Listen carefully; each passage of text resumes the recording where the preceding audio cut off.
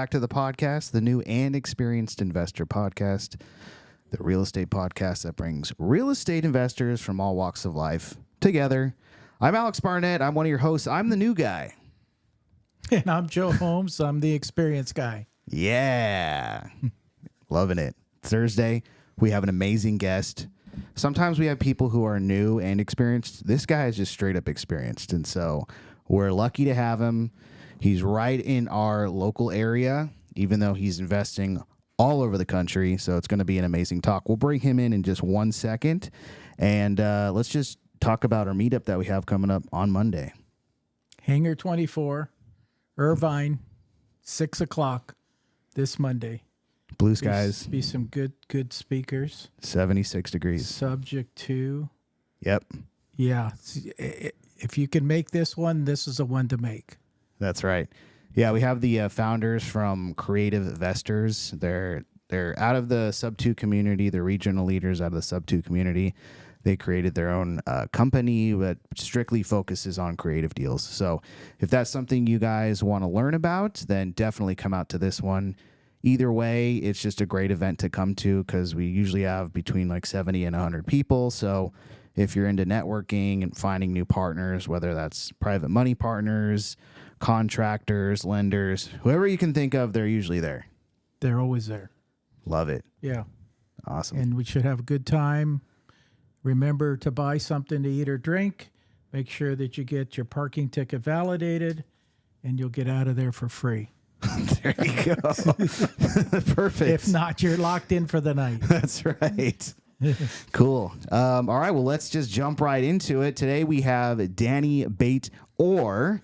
And he's a really prolific investor, I would say. He's done over 5,000 real estate transactions for over 20 years. He's helping new and experienced investors, invest all over the country. So instead of me telling them about you, why don't you just jump in? What's up, Dani? Guys, it's a pleasure to be here. Truly a pleasure. Thanks for having me. Absolutely. Yeah, absolutely. Go ahead, give us the rundown. I know it's like 20 years of experience you got to put into kind of a small bio. I know you're used to it by now. Maybe paint the picture of what you were doing before real estate and how you got into it. Yeah, it's kind of funny. I always joke at myself when I say before real estate, I was a high-tech engineer working for corporate Israel. Got bored with my job. I was in my mid-20s, and that's when I actually used that job, used that income to start looking at investing. It wasn't even real estate, back in Israel at the time. I was just looking to educate myself on real-life finances, realizing this job is going to be fine. It's not going to take me, to financial freedom. It's not going to take me far. So I put myself on a quest of 2 years, saving money a little bit from my job. First in Israel, you start everything a little bit late because of the 3 years mandatory service. So school starts late, real life adulthood in a way starts late. I saved up a little bit of money, started investing in stocks and options. Was not happy at all on the rewards relatively to the risk I was taking. And I was constantly looking at different options. And I kind of got exposed to U.S. investing. Now, I went to high school in D.C. for 2 years. That has been my experience with the U.S. I wasn't a complete stranger. But I don't know about you guys, but when I was in high school in D.C., real estate was not on my mind. Other things were on my mind, right? So I lived there with my parents. I went to high school, 2 years. I had a great time. But I just got a flavor. I got a taste of the U.S. I fell in love. I knew one day I want to go back. And then when someone kind of presented the idea of investing in U.S. real estate, it fit very well with my personality, with the risk I'm willing to take, with the risk reward that this is providing. It wasn't easy to do everything in 2002 when I purchased my first rental property outside Phoenix, Arizona, all done remotely. So Google was a startup. There was no Zillow, no public records. MLS was maybe quality fax, depending on the quality of the fax machine at the time, somewhat, or scanned and sent over by email, but scanned. Terrible. So completely sight unseen, different country, different language. I always say you need to know to speak English and you need to speak, to speak American. It's two different things, right? So I knew English. I didn't know American English. Laws, regulation, nuances, time zone, everything different, right? But I still felt that I owe to myself to dive in. I actually asked myself one day, are you going to talk about it? Or are you going to, walk the walk? And that was really a conversation I had in myself. And I said, listen, I'm a walker. I'm going to jump in. I have a lifetime, many years to recover if I fail, right? I didn't fail, but I just told myself, here's your safety net. In my mind, we always have to tell ourselves some story, right? To do things. Mm-hmm. So that was my story to myself. You have a safety net. Your safety net, you're working, you're employed, you have an income. And you know what? You'll survive even if it'll take years to recover from it. And that gave me the confidence to jump in, buy sight unseen, brand new home from a builder that took through I can't remember, 3, 4, 5 months to complete, close on it with a mortgage, 25% down. Actually, I didn't have 25% down. So I called my cousin, who's a very good friend of mine, very close, grew up together, same age. I said, listen, here's the deal. I need half.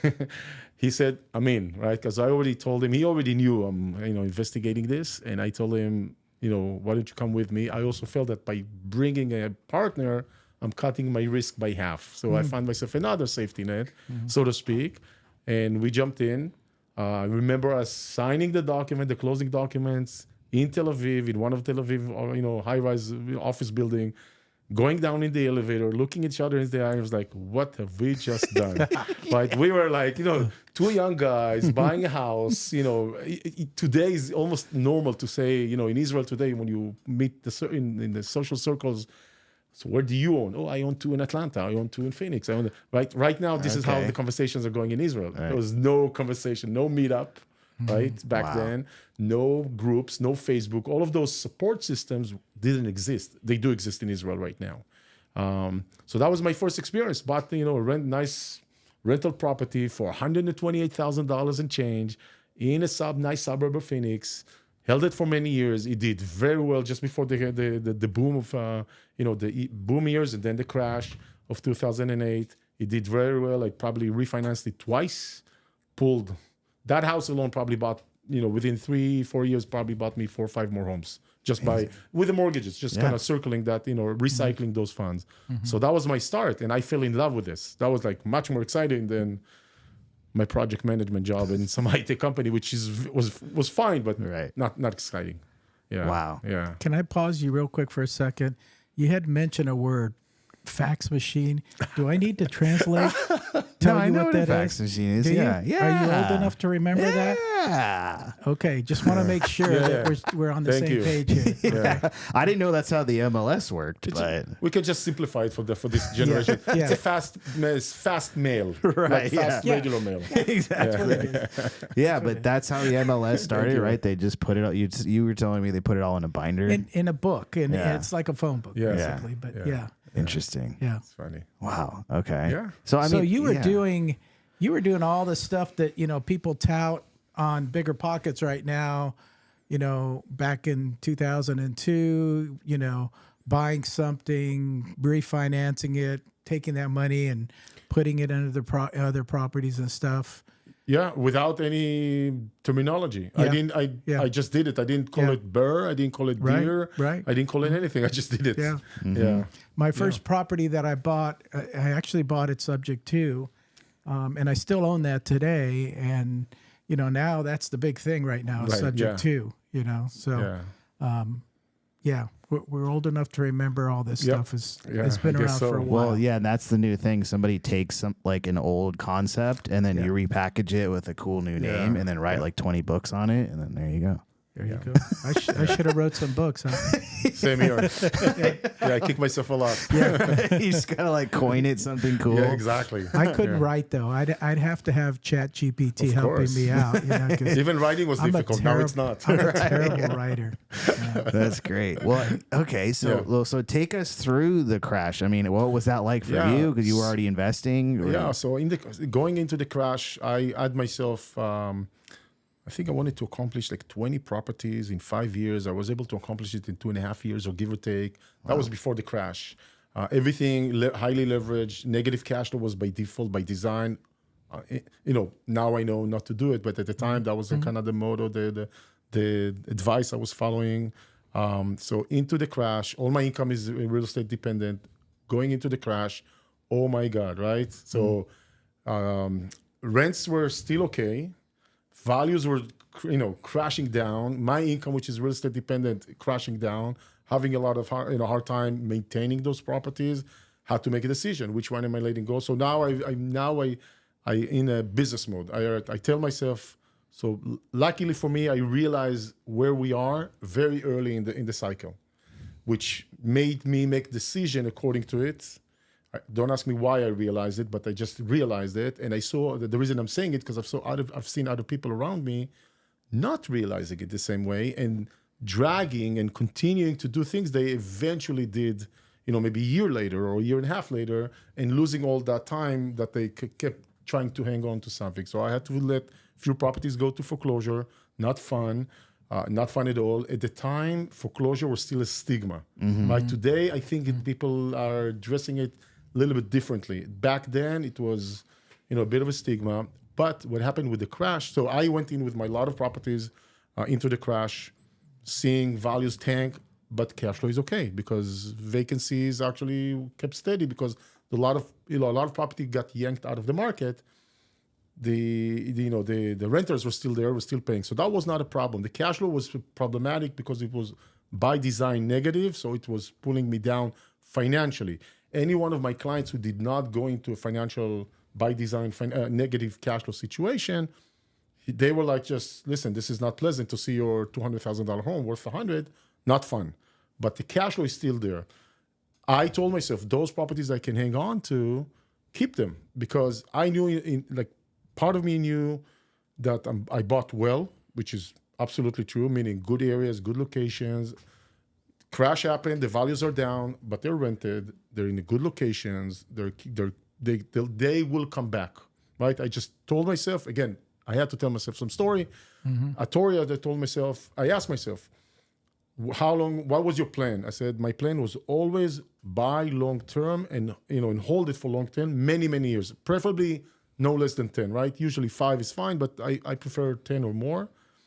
And that's what happened. I hang on to those properties. Slowly, the value started climbing up. We know very well what happened since. So I'm not, I'm actually, the only thing that I kind of I regret is maybe letting too many go, right? I should have tried keeping some of them because they've done very well. So going into the crash, I found myself with my own portfolio and a lot of my clients in a similar situation. And the first thing I did when I started kind of catching my breath a little bit, I said, all right, you're taking care of your own portfolio. The second thing I made a promise to myself. I said, every client of mine who's going to call or email or whatever, and those were not pleasant conversations for anybody who's been around. Not pleasant is even, said carefully. I will be there. I'll pick up the phone. I'll answer their call.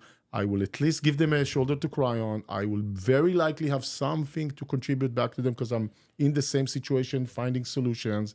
Maybe I can learn something back, but at least I'm going to be there. I'm not going to, I always thought that you need to be a leader in your niche. Leader doesn't disappear when things go bad. I mean, that's not a leader. That's nothing. Right. So it wasn't easy to do it because the calls were very negative and a lot of people, I don't think anybody blamed me, although people in time of crisis are looking for someone to blame, but I could see that they're wanting to vent and to kind of someone that will understand also what they're going through. So I could sympathize as well. And that's exactly what I did. Say, hey, I get it. Now that you vented, let me tell you what you can do. All right, here's 3, 4, 5 things you can do. I'm trying. I don't know the answer, but at least I'm giving you options that you can try and get out of this situation. For those who's been long enough, there were programs coming out, loan modification, the short sale, some things were coming up. So we were not completely, helpless, right? There were things going out, but it was always, at the time, the regulator was looking at loan modifications and short sale more preferably to homeowners. Investors were kind of secondary. Maybe we'll get around to you. You're not as important. So we were getting less preferable treatment, actually. So it was more challenging as an investor on an investment property to get into those same programs. It's kind of funny. We know what the rates did during COVID. Anybody who got loan modification during the crash of 2008 may have gotten a 2.5% interest rate, because those were the interest rate they were offering for loan modification temporarily, meaning for 4 years, for 5 years, for 2 years, for 6 years, something like that. And then it gets adjusted. So the government came in and says, we're not going to let you fail the population. We're going to try and help you find a way how to navigate it. So for me, the crash on an investor level was a time, very difficult times on one hand, but I always look back and say, I'm not a survivor of the crash. I'm a beneficiary.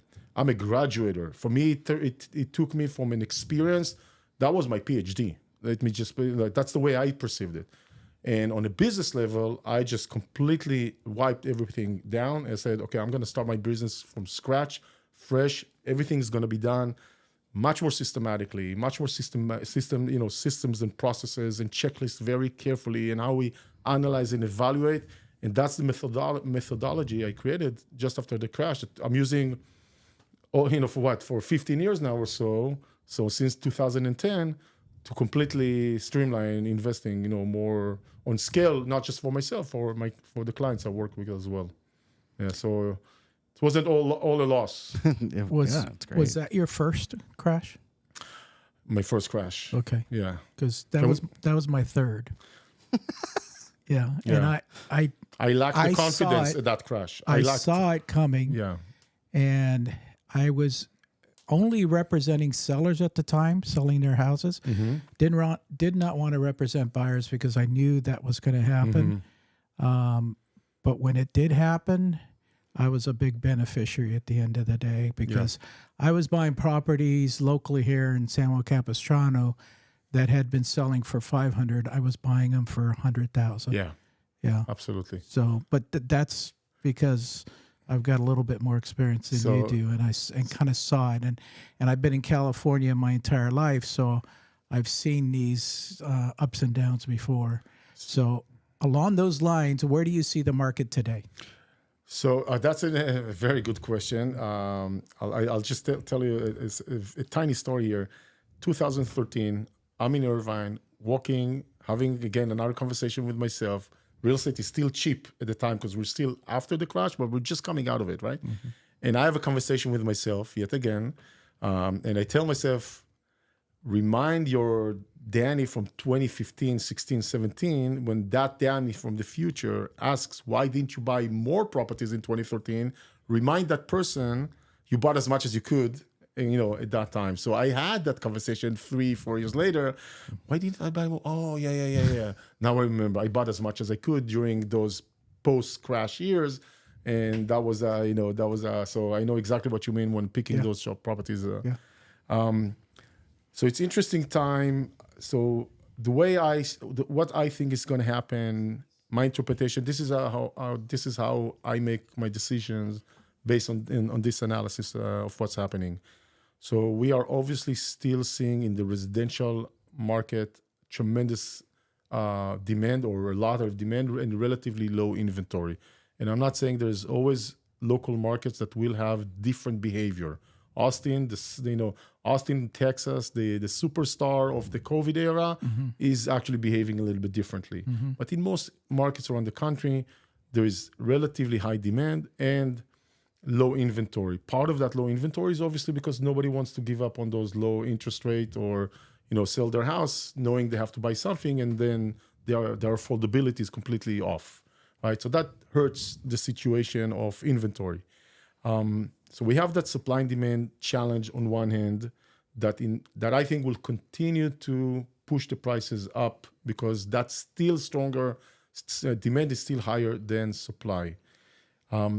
I do think that people have consumers, right? We have to remember the residential rental market is not driven by investors. It's driven by consumer homeowners. We are a big tail behind them. Consumer, from my experience of about 20 years, have a memory period of about 2 years. About 6 months. Meaning, right now, people will slowly start comparing whatever the rate is today to what was in COVID, right? Because that's irrelevant what was there. But then people still look, oh, last year or 2 years ago. That fades out. So I think that the minute we will see that there is no additional interest rate increase, that will give a signal to people that are already buyers, that are already on the sideline, to come back and start looking and buying because they're waiting. They've been renting. They still have the need, the want, whatever, to buy. If we see, so I think that just few buyers, it's still a large number coming back, that will increase the demand. At the same time, maybe that will also bring some sellers in saying, okay, it is what it is. This is the new norm. This is the new rate. I have to deal with it. Maybe they'll come back, those who's been waiting. If we see what I just explained, if we see it under a decrease in interest rate, everything I just said will be even amplified. So I think at minimum, we're going for, again, in most areas around the country, we're going to a situation where the demand will continue to be strong, inventory will continue to be low, and the demand will probably increase relatively to the supply. And if we see a decrease in the interest rate, that will even, be greater. So I tell my clients, and I've been telling them since, let's just say, the beginning of the winter, so since probably October 2023, buy now. Buy as much as you can. Why? Because right now, going back to September, October, there was a sense of uncertainty. Where exactly the economy is going, where things are heading. What I've learned over the years, in times of uncertainty, if you're certain, you'll do well, right? So exploit that uncertainty in the marketplace in your favor, meaning go to the property that you've been trying to get to buy for some time, and maybe now the seller is a little bit more responsive to you before, multiple offers, we can't do anything about that. So I was advocating to my clients, I think that if you're not going to exploit the next, I'd say 4 to 6 months, which are now behind us, and use this opportunity of a little bit uncertainty, not sure what the economy is doing, where are we heading, it will probably change coming the spring of 2024, exactly where we are. And this same house you're looking to buy in the suburb of St. Louis for $275, it's probably going to be $300 or $315, not a lot more, but you know what? The rent will not go as much, and it will be more challenging to cash flow with that. So those who listened and use that, I think they're doing well with that. Not everybody is on the same page as I am. Mm-hmm. I'm a little bit optimistic too. I agree with you. The Fed was supposed to drop interest rates this year 4 to 5 times. Do you see any rate drop this year at all? So I did. I was invited to speak to a European group of real estate investors that are looking to invest in the U.S. So European group, that group that invited me, asked me to do more of a economical overview beyond just the U.S. So I spend a lot of time reading research papers from central banks, U.S. as well, and big financial organizations to see what they're all projecting across the board. And this was done about 3 months ago, maybe not even that. Across the board, central banks in the U.S., Canada, the bigger European countries, and parts of Asia all predicted that the interest rate will go down throughout 2024, but most likely the second half of 2024. Not necessarily dramatically, but will start going down. And we know there's a lot of correlation between the countries because it creates an arbitrage between countries. They don't correlate well on government interest rate or federal banks interest rate. So if the U.S. is doing something, the U.S. maybe doesn't care what the other countries are doing. A lot of other economies are following suit to be in line with the U.S. Otherwise, it creates a greater arbitrage between interest rate between countries. That's not always healthy. But from what you just said, before that, and I agree with everything you've been saying so far, and I've been telling my clients the same thing. If interest rate goes down, the demand's going to come up. Yep. The property prices are going up. Yep. That's just normal. That's and I honestly, if I had to predict, I would predict that we're not going to lower interest rates at all this year. The only reason that we would is political, to make the current president, look more in favor. But there's a double-edged sword there. The minute he does that, the prices go up. that's like the opposite of what he wants to do. He wants to bring the prices down, and that's what the Fed wants to do. So I'm predicting that.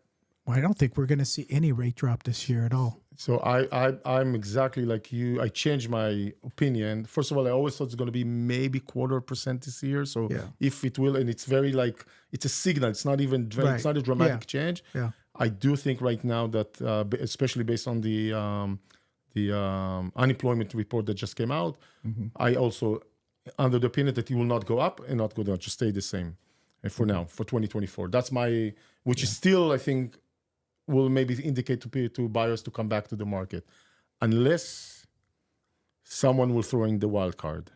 Yeah. And the wild card, in my opinion, is if you let people keep their mortgage that they have from COVID rate and move it over to your next property, that'll be a crazy wild card. There you go. I wish. We've talked about that in the U.S. for ever. Just let me carry my mortgage to forever. the even I'll pay you, right? Yeah. Just let me carry it over. That will change that was one thing that can change the entire industry. Yeah. Open it up. Honestly, that's a little bit like subject to, you know, except as a homeowner, you're not taking the loan over, but as a buyer of that property, you're taking over that loan and the interest rate. So that's kind of a good thing. Yeah. You know, but I agree. If they change that, it's like there's a lot of wild cards dream. out there that people talk about. But is it an assumption, or is that what you're talking about? Or no, it's the current person? They're basically saying if you've got, you know, $300,000-$400,000 loan on your property, you're just going to take that to the next purchase. Okay. Wow. And keep the same terms. Okay. Nobody's talking about it. It's not like it's something that's been talked about. So I don't want to create impression like, you know, we are exchanging ideas here because those, you know, and this is what's coming up. Right. I wish, that's my wish, that's my prayer. I wish they would do that. That will open up. Yeah. That will open up many things if they do that. Absolutely. Yeah. Yeah. Because, I mean, we're seeing it too, just looking for deals and stuff. People are just not budging because, like you said, they look at, okay, where am I going to move?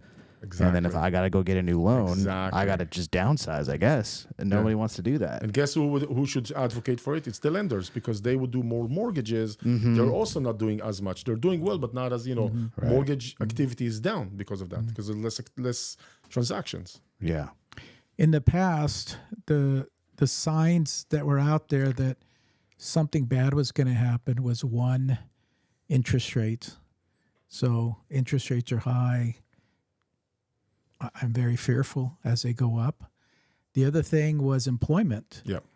Employment's down to, like, if you need a job, you've got one. Yeah. You know, it doesn't take you long to get it. It's like really low. So that's like an oxymoron. It's really surprising to me. And then the other problem that we had in the other two downturns were the banks. And like you said, the banks are in the business of making loans. Yeah. Okay. Sure. So how do we get Alex into this property? Let's lower the FICO score.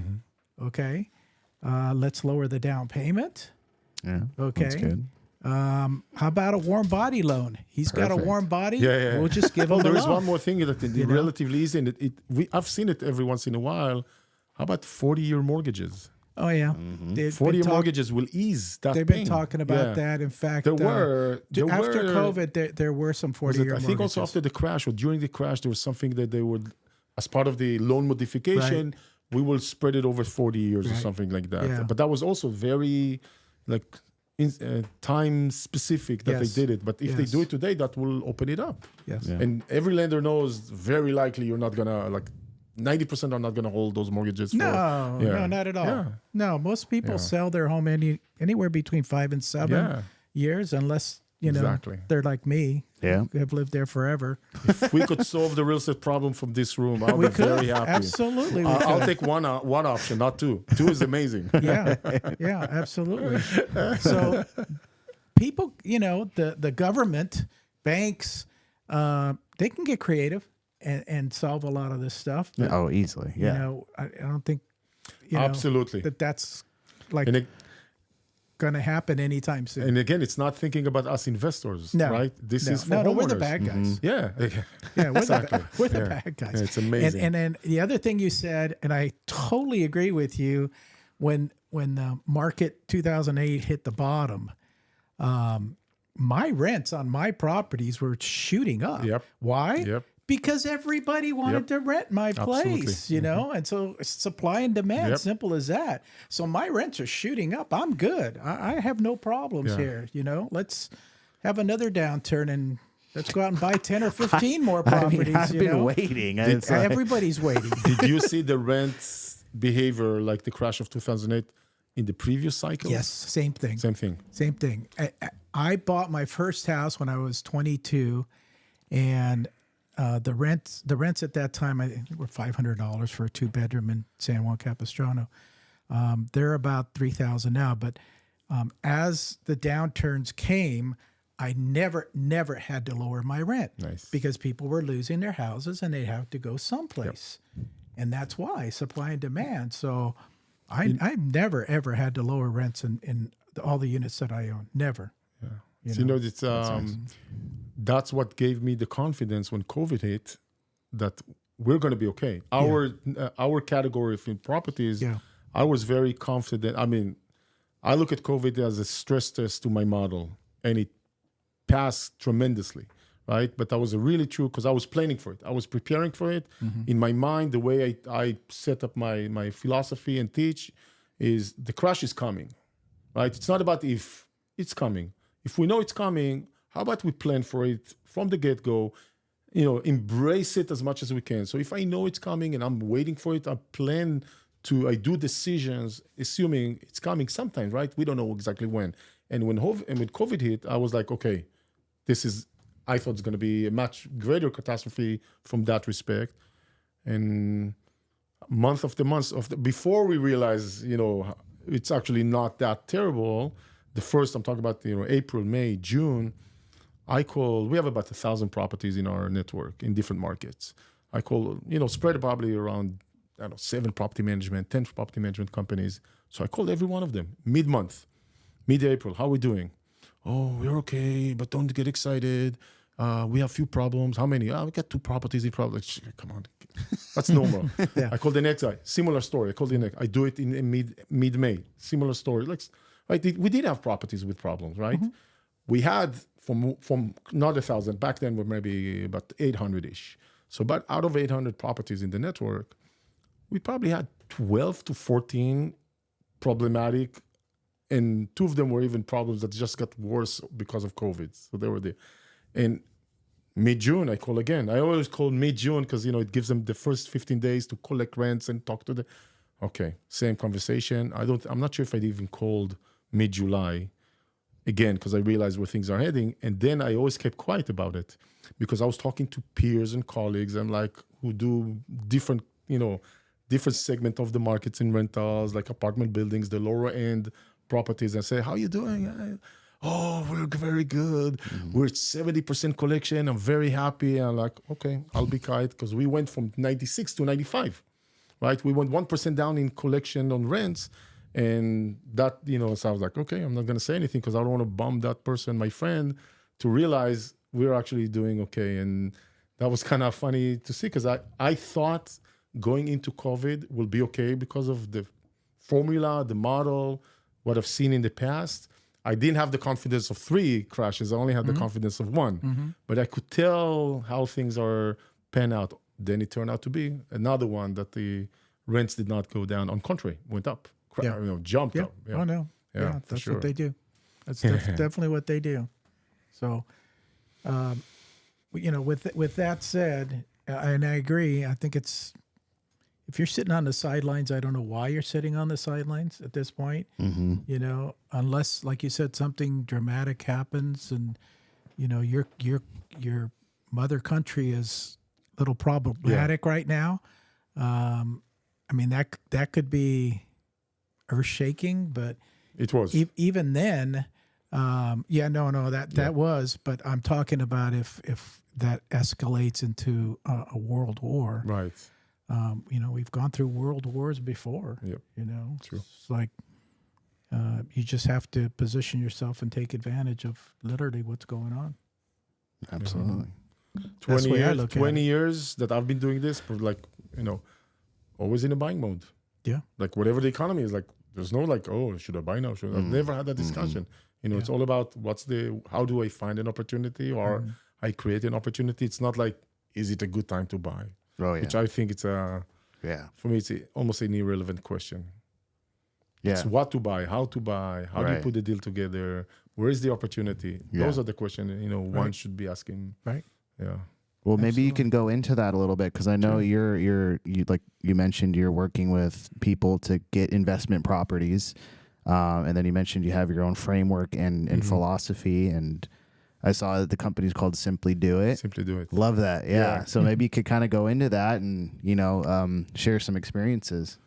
So what I gladly explain that what people. And you guys have even mentioned it in one of your podcasts, like how do you get started, right? I've been doing it for 20 years. Before people come and meet with us for the first time, we call it a welcome session. We ask them to complete an intake, simple intake, few questions, no personal stuff, just to get kind of ready, better for us to get better prepared for a meeting, conversation. And few years ago, we did an analysis. I have thousands of lines of, meetings with one-on-ones that people completed those intakes. So we analyzed everything. The number one question, ask questions. How do I get started? By far beyond, number two. So the number one question, and I put a lot of like YouTube channel and education and the webinars and seminars. So the information is out there, still the number one question. So I realized, there's two main buckets. One is the knowledge bucket, and one is the execution bucket. People need the knowledge to feel, like you guys talked about, to mitigate the fear, to know how to operate. They need the knowledge and the understanding and the why and all of that. But a lot of people have the fear to pull the trigger. So I created a system that we put a lot of emphasis on educating, calibrating expectations, explaining, teaching, kind of coaching them in a program. But our program is not like a program that someone goes to a class and then they may do or may not do something. We call it on-the-job training kind of a program. While you are investing, we are alongside with you, mentoring you, coaching you, answering questions. I can give you an example on the way here, like a simple one. One of my clients is saying, hey, I got those two options about inspection. This company is costing $100 less than this one. Why should I go with the one that the new partnership that we created? And I explained to him, those are the reasons. You'll get much more for $100 more, $100 more. It's like, oh, I got it.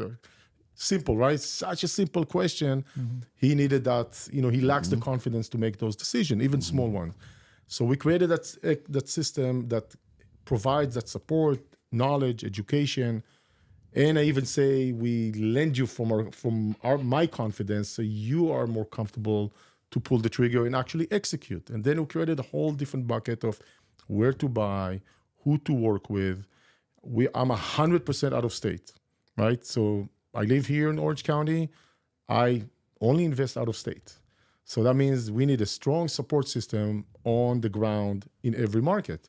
So there's a clear, very detailed methodology, how we find an agent, how we train and how do we vet an agent, how do we train them, because most of them are not experienced with real estate investments or just a little bit. We have a very robust Excel to analyze what works, what qualifies, what doesn't qualify, how to evaluate, how to present it to the client. So we go, after we find the agent, we put a lot of effort into educating them, training them, to bring them to our cultural standard or how to present things, but also how to go about the information, making sure they understand they need to provide the information in a realistic way and not optimistic or pessimistic, because people want to work. People can call that, when they see it. Mm-hmm. And then property manager in a very similar way. So they will handle the management post-purchase. So that's how we created those two main buckets, so people can not just think about it, but actually execute. Because it started with a question. I know, like 20 years ago, people were talking about out of state. It wasn't as common practice as we see today.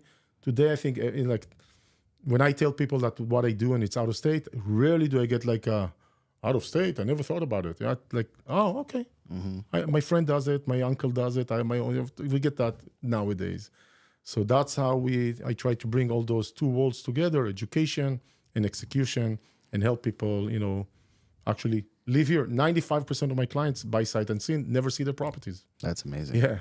Well, yeah, and it's a lot easier to scale that way. I mean, if you're going out and visiting each property, it's like you can't even do it. I mean, we're kind of doing that here in California. You get the process down of talking to the seller, getting the pictures, enough to be able to like see, is this a deal? Is this not a deal? True. So that's great. And I love the execution part. I mean, like you said, there's so many mentorships that are just focused on delivering modules and I guess just all the education.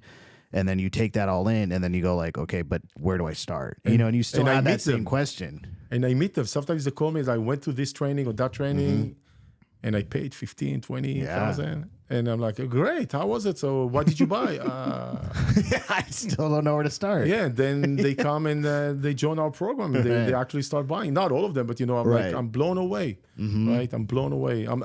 That's why I kick myself. Say maybe I should charge a lot more. Yeah, for sure. For sure. I think there's definitely a need for that. It's like it's and you can tell you're passionate about it, and I think people will gravitate to that a lot more. And you mentioned before the podcast, you have a lot of repeat people that come to you. So that's something that these other mentorships I'm sure don't have. Maybe they'll get you in the door, they collect the 15 grand, and then that's it. Like you're never going to see the people come back and work with them again. Yeah. So I think that's something that will cultivate just a future, that's great. As far as, okay, so let's say somebody comes in, they're completely novice, you give them all the tools. How are you, like you said, you physically hold their hand. How are you doing that? Are they going and locating the properties on market? These are the list of properties we have available. Pick which one you like. I mean, how does that work? The teams, the agents, part of training them, and I have a fully dedicated person on my staff who's kind of overseeing the agents and helping them. They are usually the one who's looking for properties, relevant, qualified properties, putting them together, analyzing them, then making it more accessible so someone can look at an email with the details. Okay, I understand what's going on here. I have a few questions. There's always some questions or verification, which is great. And then if they're comfortable with that property, we'll help them move into an offer. Usually it starts with, if it's a beginner, hey, we want to talk with you. Can we go over some questions, some details? And we do that every day. We go over the details, make them feel a little bit more comfortable. By that time, we usually know them well, and I can tell them, me or Jessica who works with me, you know what? We don't think it's a relevant property for you. Maybe for the experienced one, because it has too much work, it is. So maybe pass on this one. Let's wait for another one. Or you know what? Here's a one that we found that it's really something. So it's very, very personal, very intimate. Yeah. We know our clients well. We try to make sure there's a good match. I believe that if they are successful, and successful is not just, I bought a house for $250 and a year later it's 300. This is great. It's not always the case. Actually, rarely it's the case. Success is to have a renter in place rather quickly, and the rent comes in with minimal issues, and they all know, when we all teach them, there's going to be friction and misunderstanding and vacancy and repairs and all of those things. And property managers, even when we vet them carefully, and we spend a lot of time doing that, they're people and they're inefficient, and there's a lot of things there. So put them at ease, explain, make sure they understand it's not 100% passive. There is some hands or involvement on your end. We even support them after they close. We stay for years. What happens? Question, problem, big, small. We stay. I spoke to one of the property managers from Tennessee this morning about a vacancy. Right, just had a conversation to check in what's going on with that vacancy. So we stay involved to support them, and we don't just toss them, like, good luck, see you around, call me when you buy the next one. We know that will help build that relationship and gives them the confidence that when things go challenging, and they will, right? It's not if. When the challenges will present themselves, because this is real estate, challenges will present themselves, they have someone there. I always like to look, internally, I always joke that I'm like a big brother. They call in and say, hey, I need some help. The brother with experience, right? And the brother comes in, and sometimes the brother steps in and helps, right? Calls the property manager, gets involved. And sometimes it's just a conversation of, you know what? Here's 3 things you can do in order to mitigate the situation. And sometimes, like, listen, here's what I want. Here's what happened. I'm not sure if it's the right thing to do or to tell the property manager. I just want to run it by you.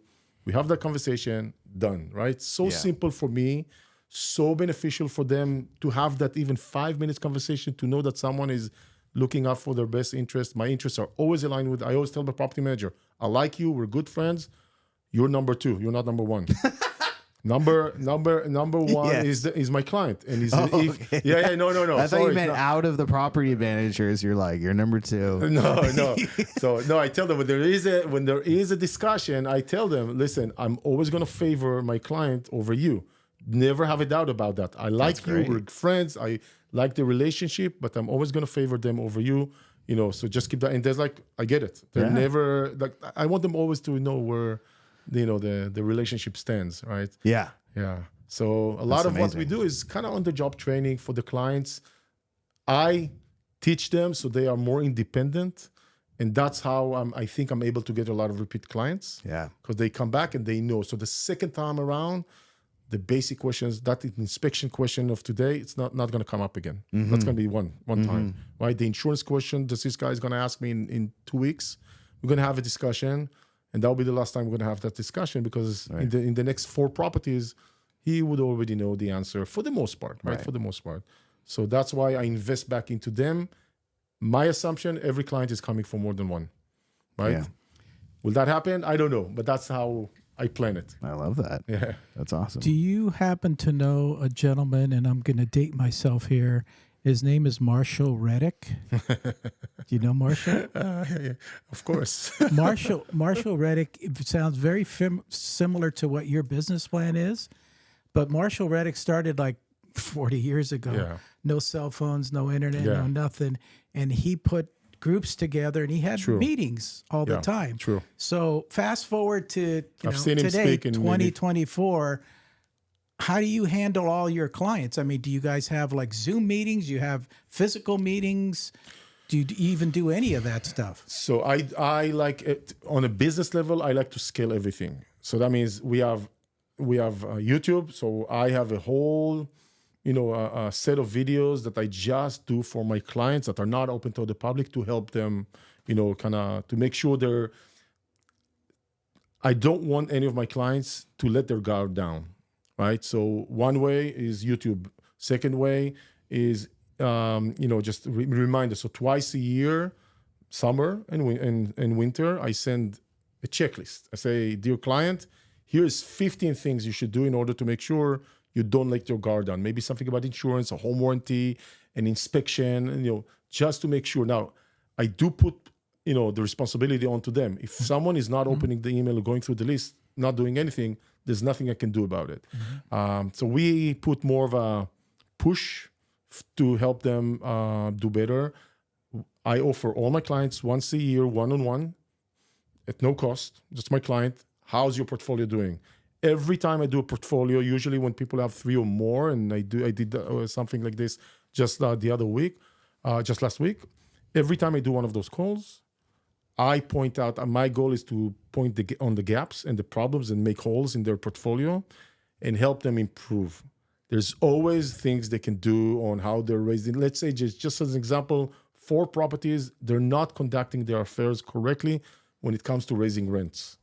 So I just, out of that situation, here's how, they just made $200. I told them 4 properties, $50, just pointing them how to get to $50 more per property, $200. That's already $2,400 a year just from one call. If they follow suit, right? They have to follow suit.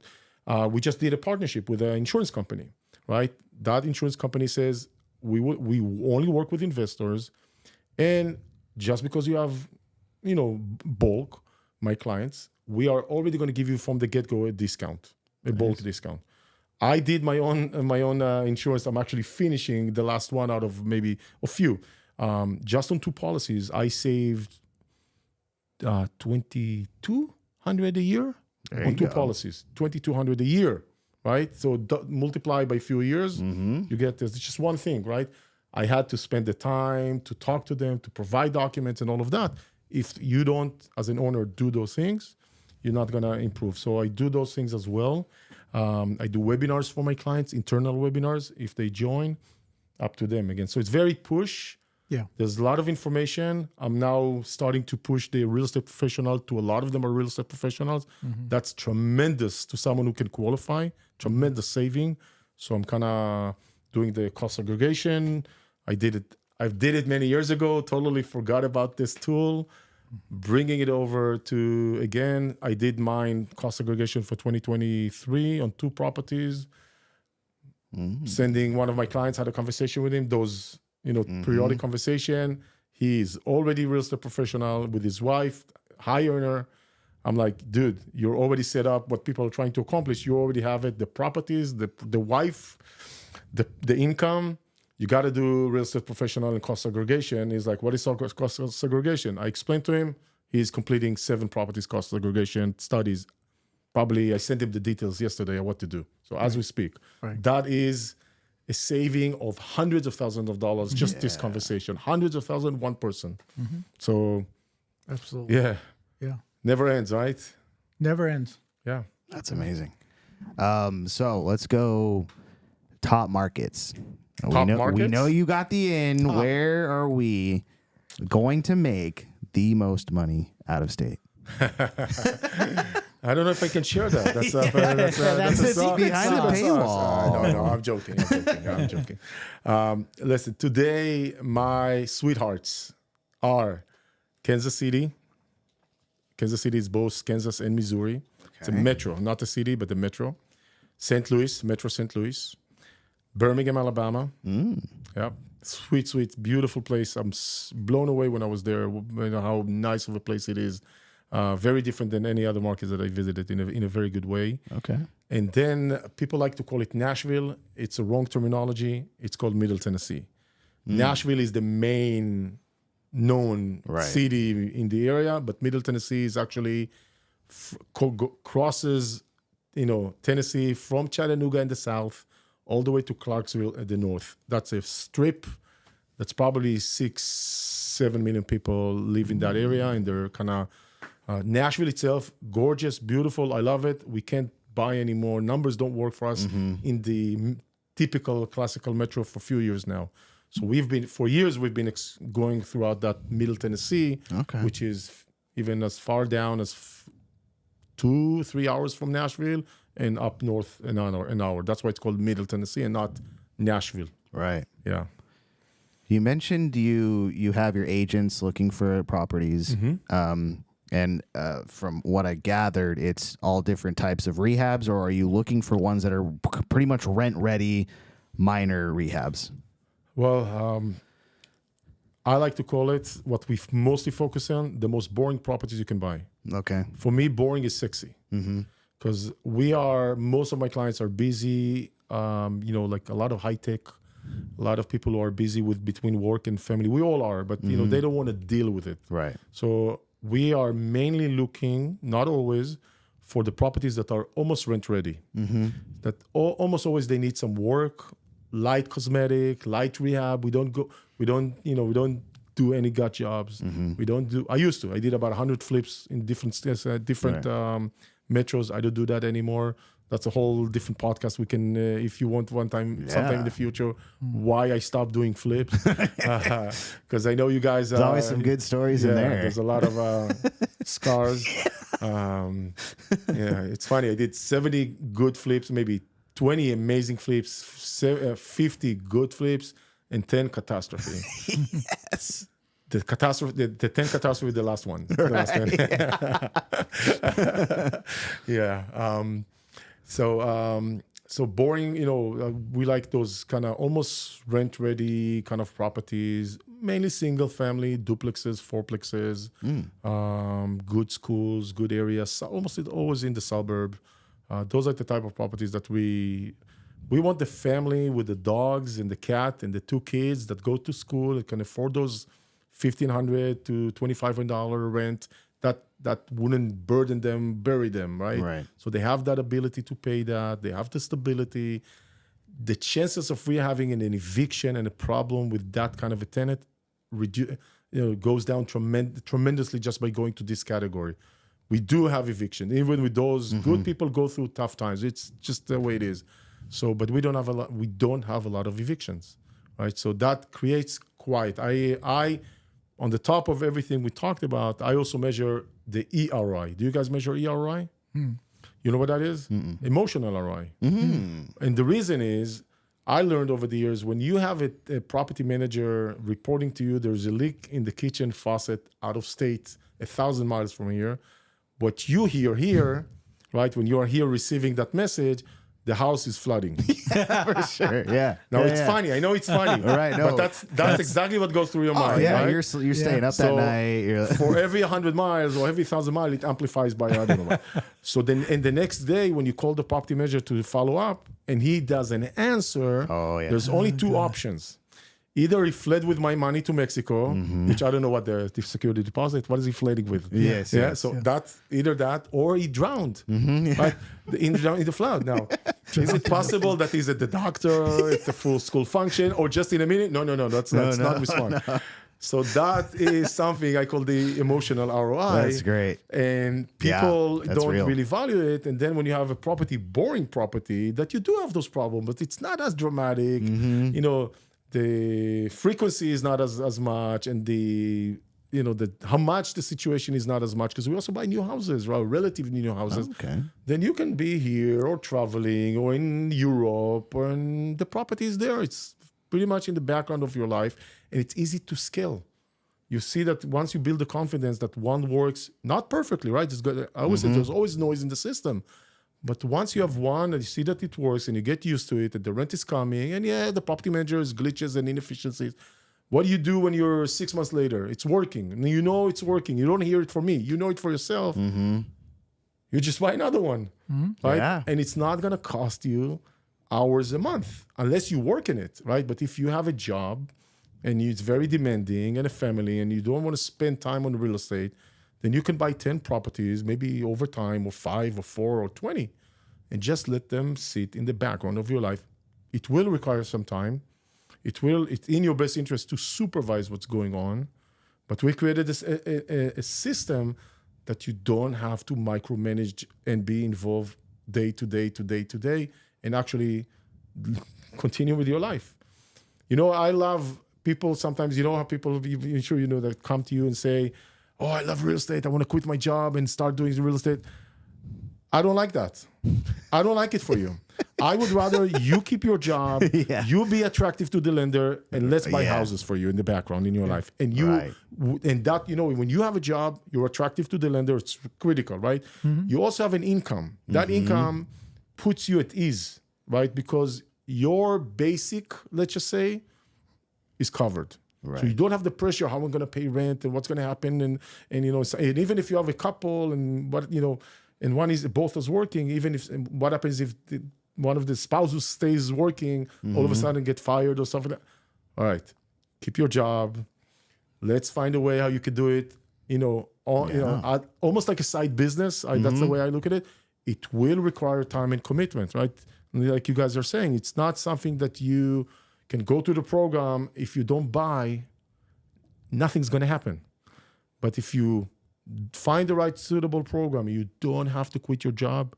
You can actually accumulate more houses more productively when you have a job. Right? Yeah. I agree. Yeah. I love that. Very good. Let's go ahead and jump over into, I think that would be a good segue into some of these videos because they kind of touch on that. I kind of want to get your take on hot take. So take a look over here.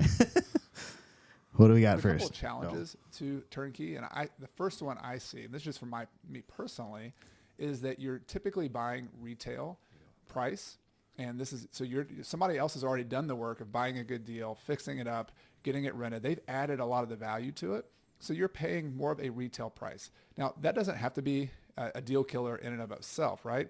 You might just make a little less profit than an investor would who could buy it themselves and do all that work themselves. And for the first couple of deals especially, that's not a deal killer. So I think that's one issue. If you're someone who wants to get a great deal on a property, then turnkey's probably not for you.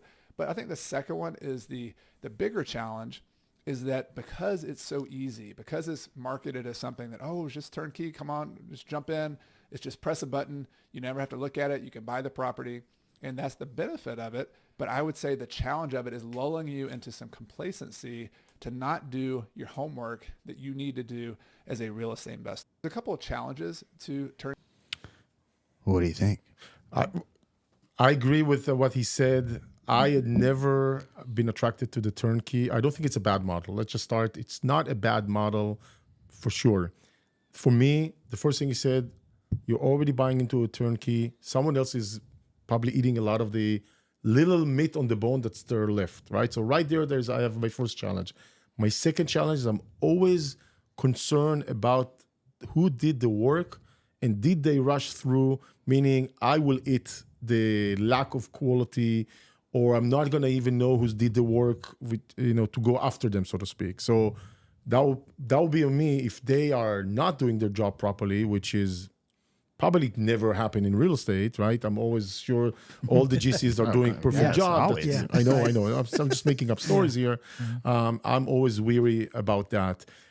It serves one thing, a psychological, the EROI, it helps people with that ease. So if someone is looking at that is gateway into the real estate, I would say I would rather that person goes into that, because then they will step in, start doing, and then they will learn and say, okay, now I can do it on my own. So if it ease you into the real estate, I love it. If you can see beyond those little iffiness and willing to go and do it by yourself or use some other system that will help you accomplish the same, you'll probably be better. And lastly, what people, it took me even years to understand, a lot of people like the idea of buying a house with a renter, right? So that means zero vacancy or producing from day one. I like it too. There is maybe 1 out of 5 renters that's the minute you're going to take over, you're going to be praying for the day you cannot renew, right? So not all, it sounds great. And even when you do your due diligence, nowhere in the due diligence, they'll tell you this guy is a jerk, this guy is bugging us. There's nothing. He pays on time, but that's where it ends. So not all renters are like that, but many times you'll get that renter, and that's something, you know what, when I have my property manager going through a very clear process, 97 times, percent of the times, we're not going to have major issues. We're going to have, regular stuff, so we can avoid it. So I know a proper protocol was put into place in order to place that tenant. Well, and one thing I love about your philosophy is you have the never let your guard down sort of mentality, where some of these turnkey places, I think they fluff it up. They're like completely hands off, passive income, all that stuff. And you're letting them know, like, it's not going to be passive. You're renting to people. It's a people business. Correct. Some people have bad days. It's a business. It's a business. And just knowing that and having that expectation up front can, when it happens, you're like, oh, okay, Dani told me about this. So that's all it is. Rather than being like, they said it was going to be completely perfect. Yeah. And now this guy's calling me about the toilets. I don't know what to do. So I think that's a big difference. After the crash, when I started building everything back, I missed on something. There were a lot of complaints from my clients after closing. Why is it taking so long? And why is it vacant? Relatively so long. A lot of iffiness. And I'm always been very good with calibrating expectations, and I still couldn't understand where is the gap coming from, because it's a knowledge gap, it's an expectation gap. It took me maybe 3 years or 4 years after I created what I call the owner crash course, something that I give only to my clients when they close on the first property, and it's one of those things that I also put in that email, twice a year email reminder. You can always access this from the get-go. They get this owner crash course, a video and a checklist that explain to them in 45 minutes the typical things that can go wrong. The typical things are how it will look like. The minute I started sharing that on closing with every client, and I'm almost kind of joking with them, did you watch? Can I test you? I tease them on purpose, right? Because I really want them to watch. The number of those complaints of calibrating expectation dropped by 80%. So basically, almost none, right? There were always something, but almost none. So what happened? I only calibrated their expectation, how things will work out with the problems, with the unpleasant sides of things. and pointed out where are the classical fail points. So if you are ahead of the game, you will avoid the problem to begin with, in most cases, right? In most times. And that just dropped those complaints almost completely off. The other 20% aren't watching the video. Yeah, they're like, no, I saw it. You know what? I'll bet you're right. Yeah, no, I should know start I asking. know I'm right. They're not watching the Before video. we go on a call, Right. did you watch the video? Yeah. No, go watch the video, call me after. Yeah. I like that. I like that. Or, yeah, Smart. actually. Or yeah, I watched the video. Yeah, yeah. No, Actually, two-speed. I'm not that stupid. I'm going to test you. I'm going to squeeze you. Yeah. Oh, damn. He asked me a question about it. You know? That's good. What do we got next? Looks like a short about financial freedom. Okay. Buy 10 rental houses before you're 30 years old. If you can buy 10 rental houses before you're 30 and you own those 10 rental houses at the age of 30 and you don't buy another piece of real estate for the next 25 years, when you're 55, more than likely, all of those properties are going to be paid for. And if, let's just say you still have a balance on all 10 because you put them on 30-year notes, you can sell off more than likely 2 or 3 and pay the rest off. So now you're sitting there with 7 homes paid for that you have tenants in and you have cash flow coming in every month. So think about that. If you literally had 7 rental properties making you $2,000 a month, that's $14,000 a month. That's called financial freedom. So buy 10 rental houses before. Makes it sound so easy. No, wait, hang on a second. The concept is absolutely correct. You know, I know it's not easy, but the concept, I have my own videos, one way or another, saying exactly the same, not in a short, Right. but in a long video explaining it and how to go about it. So what I am seeing is that usually most of my clients, they're not showing up before 35-ish, right? So when I get a 25-year-old, I'm like, dude, you're young. You are amazing that you're here. You do well if you just slowly move with the program, not even Right. fast. So the one thing that many times, maybe you guys heard it too, my goal is 10 homes. I'll buy 1 house per year. You know what I tell those people? Buy 10 now if you can. I know it's challenging, and don't do anything else for the rest of the time. Why? Real estate loves time. The minute you own that property, 2 things are starting to work in your favor. 2 things, primarily 2 things. Even a little bit of appreciation. Forget about crazy times. Just a little bit inflation rate appreciation of 4% compounding a year. It's already working in your favor in the background, number 1. Number 2, guess what's happening to the mortgage principal, right? It slowly goes time. So that's why real estate really loves time. Instead of you accumulating them over years, Right. how about you buy as many as you can now and rest? Now, I know this is very theoretically, of course, it's obvious, but we can't do it. So how about if you can't do 10 now, try to do it, one after another as quickly as you can. And what I have seen for, when you do something for many years, there's patterns you see that emerge every 2, 3, 4 years that you can't see it if you're doing something for 2 or 3 years, right? You have to see the. So what I've noticed with a lot of my clients, I call it the golden time of 2 years. 2 years in, after their first property, it's almost always like there's this serious aha moment. They look at Zillow and like, oh, it appreciated, in our case, $25,000 in 2 years, right? It's not a lot appreciation of what you see here in the COVID, but I have people that, oh my God, I've never been able to save 25 without doing much effort. So there's this first aha moment. What has happened here? I bought a house. Yes, there were some noises and some friction and some inefficiencies. But while I was dealing with it and it wasn't taking over my life, it appreciated 25, 30, 30,000. Maybe there's some cash flow coming in. I'm able to starting accumulating wealth. And when they realize it, usually it's the couple that are having this conversation, all of a sudden, I've seen it so many times, there is like the entire household financial dynamics changes without even talking about it. And now they're already thinking, okay, how can I speed up the time it will take me to save the next down payment? Before, they were just cruising. All of a sudden, what just happened here? Now, why 2 years? It's enough time to pass that there's something substantial that happened with the property that it shows. If 6 months later, a year later, usually you see maybe a little bit, maybe even it went down a little bit because something happened. So it's not really showing. But 2 years in, you're like, okay, I get the best. It's working, it's renting, there's some, some friction point. But look what happened in the background of our lives when we were still working and having, our kids and family, and we didn't flip houses on a daily basis. Went to a job, like job sites, right? We just happened in the background. And that's where they get it. That's the golden moment of, internalizing that point. And then, they're like, something changes. And they're like, okay, I'm ready for more. Yeah. Now I want to move faster. All my veteran, those who've been with me for more than 10 years clients, the same sentence. I wish I bought more. I wish I started sooner. I wish I bought more. I wish I started sooner. Yeah. Those are the two things I hear all the time. So either you learn it the hard way, which is okay, or maybe listen to not elderies. Those are people who just maybe your age. They just started, sooner. Yeah. And I wish everybody could buy 10 right off the bat. Maybe it's not so good to buy 10 right off the bat.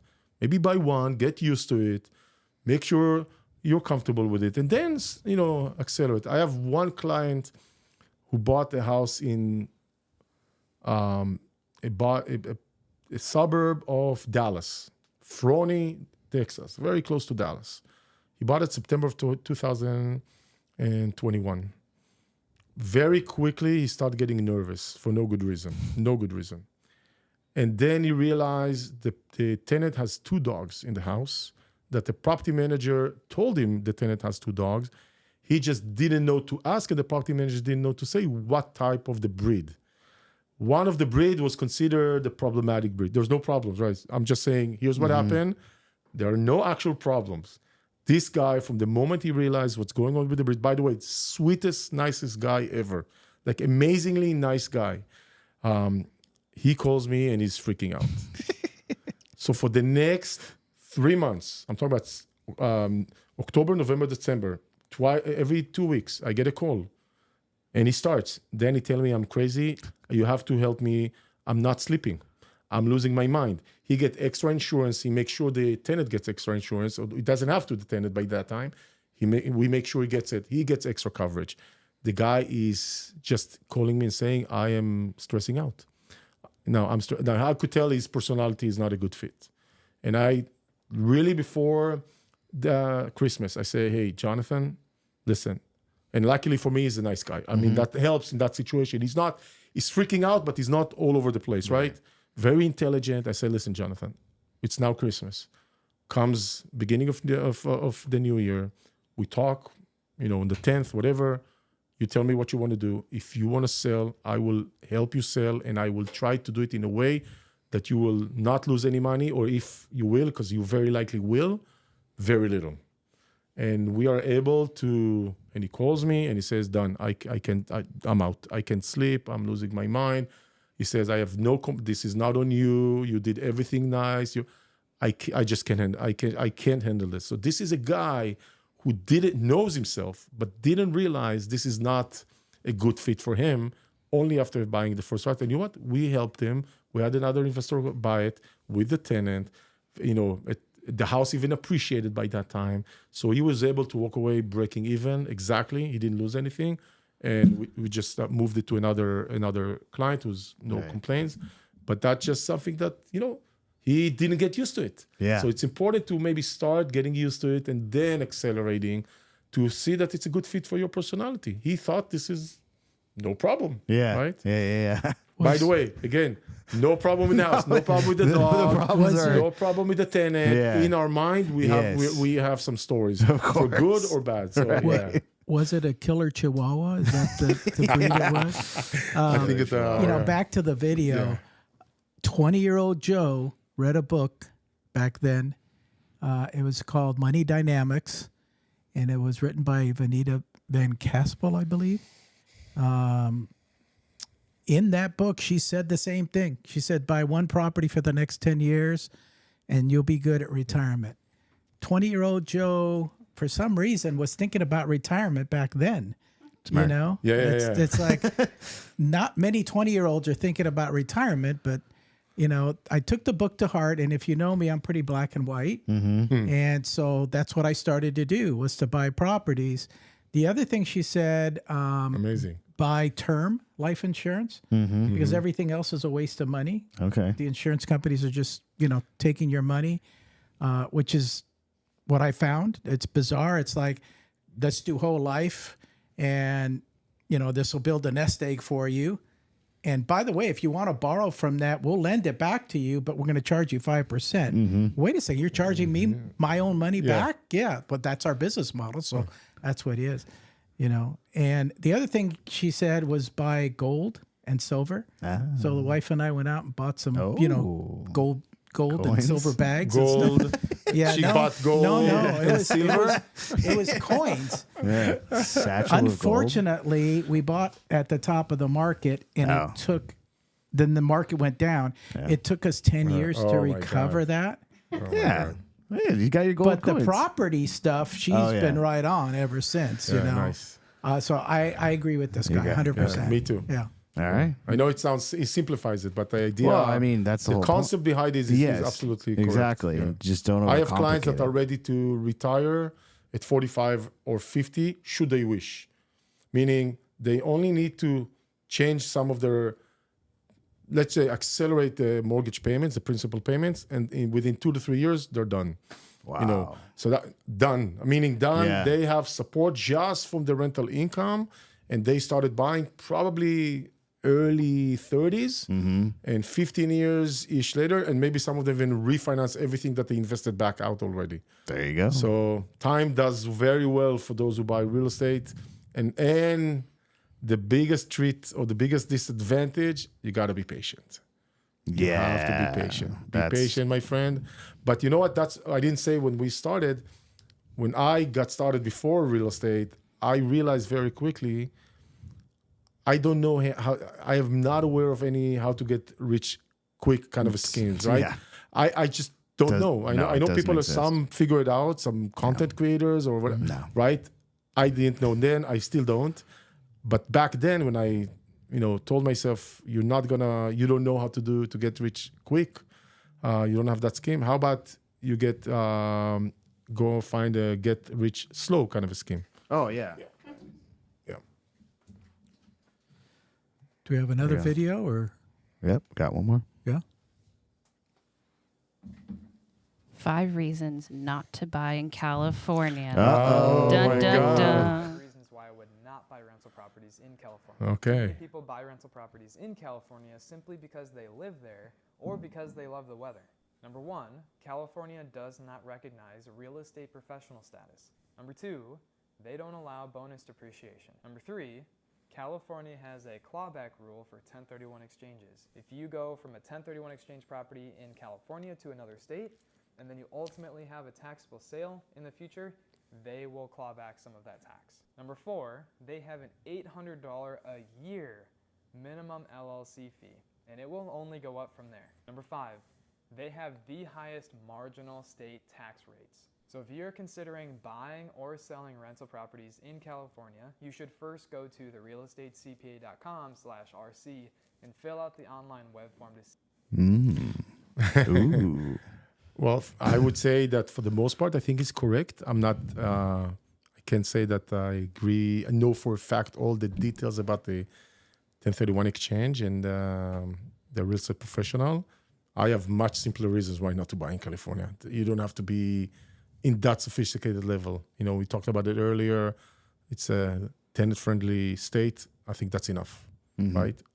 But it's an expensive state to buy real estate to begin with. The numbers, the houses are expensive. The rent we are getting here in California relatively to the price of the house is very low. I know rents are high, relatively low. That's not the case in other states.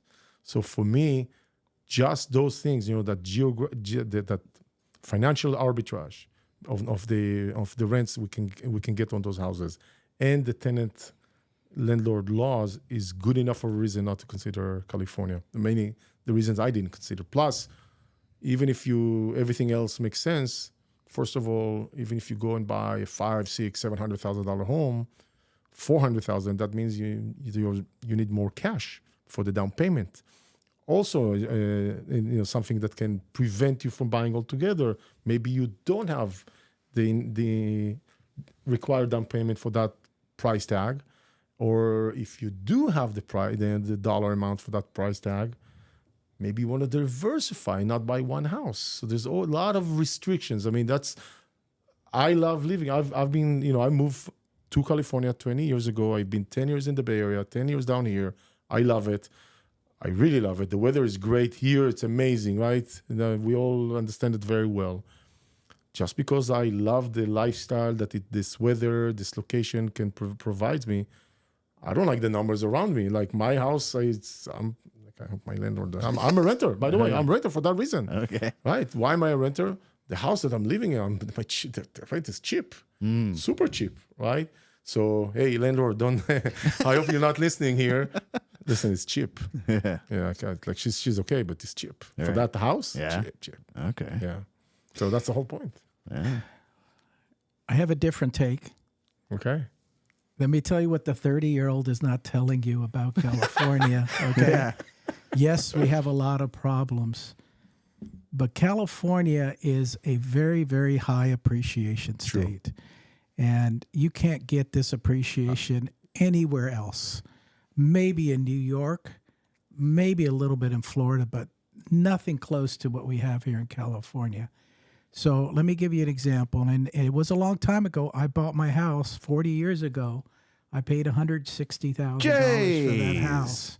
It's worth $1.6 million today. So Still with a mortgage?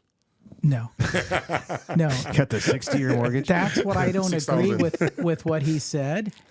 It's like, you know what? The $800 he was talking about the LLC. Insignificant. I'm not worried about that. There's ways around all that. Oh, Okay. If you're experienced, you can you can deal with all that stuff. All right. There's just so much opportunity for the appreciation. I won't go back as far. So let's go back to the downturn in 2008. Same condos that I was referring to earlier that were 500,000. Now I'm buying them at 100. Yeah. They're worth 500 today. Yep. Okay. But that's because it's appreciation. And you're not really going to get any of that if you go out of state. Out of state, you're going to get consistent cash flow. Yeah. No, we get Okay. appreciation. It's not just us. But listen, I'll tell you this. I don't think if someone is listening is kind of saying, I definitely get what you're saying about California. If someone is buying here, I don't think they're going to make a mistake. And if you're stuck on the $800, don't invest. This is that's a insignificant reason. Yeah. But if you buy here, it's going to be more challenging financially probably, but you will very likely do well. No guarantees, very likely do well with the property. So there's no, I have a good friend, she invests heavily in Orange County. She is OCD. She cannot not see the property. She tells me, I love what you're doing. You do better numbers than me. I can't, right? She would never go out of state. Right? For her, it works because she needs to touch. She needs to feel. Yeah. She knows. Appreciation-wise, she can, she's not complaining. I know she's not complaining about that. So for sure, I agree. Nice. Yeah. Cool. How can people get a hold of you? My web identity is Simply Do It.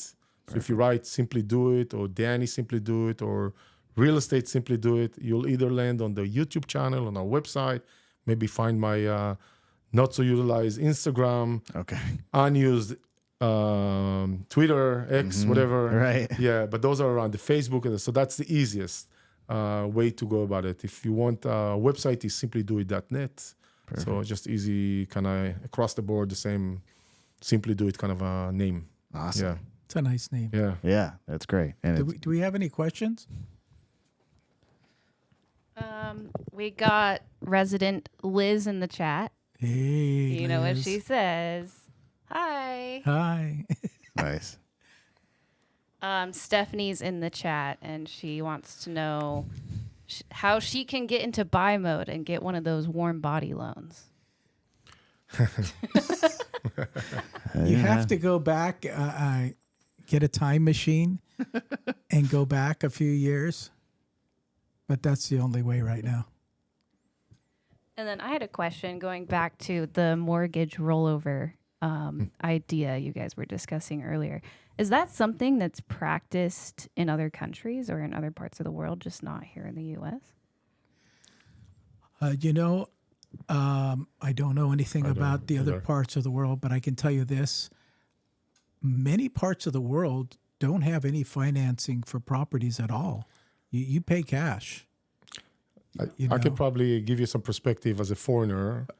I'm not aware of that available anywhere. Maybe it is, but I'm not aware. But I can tell you that one thing that draw me to invest in the U.S., it's a sophisticated market. In Israel, for example, and many other states, you don't have, for example, we talked here, just look how many things we talked about. 1031 exchange, we take it for granted, right? The loan modification, forget about that for a moment. Financing 20% down for investors, not available. If there is, many times not 20% down. Subject to, right? Or whatever you want to call it, subject, BRAP, all of those techniques, a lot of those, that's what sophisticated market, and it's available to everybody, right? Seller financing and all those things are available if you know how to navigate those waters. It is not as common practice available, to do in other countries, although the methodology is exactly the same, it just doesn't exist. So for me, coming here, and of course, how can I forget the love of my real estate life, fixed rate mortgages. Most countries, they're not fixed rate, they're indexed, right? So your mortgage keeps up with the cost of living, so it's up and down. Not here. Wow, I call it mortgage miracle. It's more than just that. So for me, for an investor who understands those things, oh my God, we take it for granted. Those are amazing tools available if you're willing to spend the time to learn. It's not even that complicated. You just need to put the little effort in YouTube or seminars or the Meetup and learn, and then follow through and execute, right? I'm not a master in all those techniques. I'm just aware of some of them. I've done this, I've done that, but I know it exists. If I need to go and start, digging into subject to tomorrow, I'll start digging into learning how to do it better, but it's available. It's out there. It's amazing. If you grew up here and you take those things for granted, you should not, right? We or other foreigners just don't have those amazing tools that we are here, taking for granted. Maybe we should, it's good, but we should not as investors. Right. If you travel at all, you can go into other countries, and what you'll see is a single family house and then something built like a second story, but not finished. And it's not finished because they just don't have the money to finish it, and there's no loan that somebody can take. And so you'll see that, this is my family house. I'm going to own this forever. I'm going to raise my kids here, and then as more kids come, I'm going to need more room. But I don't have all the money to finish that room up there. Okay. I've seen it many times. Yes. Many times. Yes. If you travel, that's what you'll see. Yeah. So like you said, we are very unique, very fortunate in the United States, and that and many other things. Many other things. I don't know what's going on in the world today, but I cried when I got my citizenship. I cried. I never knew I'm going to be that emotional. I cried because I was like, oh my God, I am accepted. And this country was so good to me. I'm like, I can't believe I'm getting my citizenship. I went to the ceremony in Obama's time in LA. I am so busy. I don't have time for this. I'm like, that was a chore. I was there and I was crying at the ceremony. Wow. Like I was so emotional about it because I so appreciate, because those things for me are not for granted. Yeah. I love that. What a way to end it. Danny, thank you so much. Maybe we can have you speak at one of the meetups coming up. I would love to, guys. Thank you. I could stand here and talk some more. I know, right? This is so much fun. We could do a full Joe Rogan style. Do 4 hours next time. But thank you guys so much for joining. Please share with any new or experienced investors in your life, and we'll see you here next Thursday. I have one more big ask. Okay, before we go. You're watching this on YouTube. I'm about 950 subscribers. I need 50 more, please. So if you're watching this, please subscribe. Okay. So I want to get to that 1,000 level so that I can start monetizing this channel and maybe getting $30 a month or something. Yeah, just free. We need 49 more. Free lunch or whatever. You don't need 50 more, 49. I need. Okay, I've got you. Yeah, I'll get you a few more. Okay, thank you. I have good friends. Send this out. I just need 50 more. See you guys next month with 1,000 or more, please. There you go. Like, comment, and subscribe for Like, Joe. comment, Yeah. and subscribe. Terrific. All right, see you guys.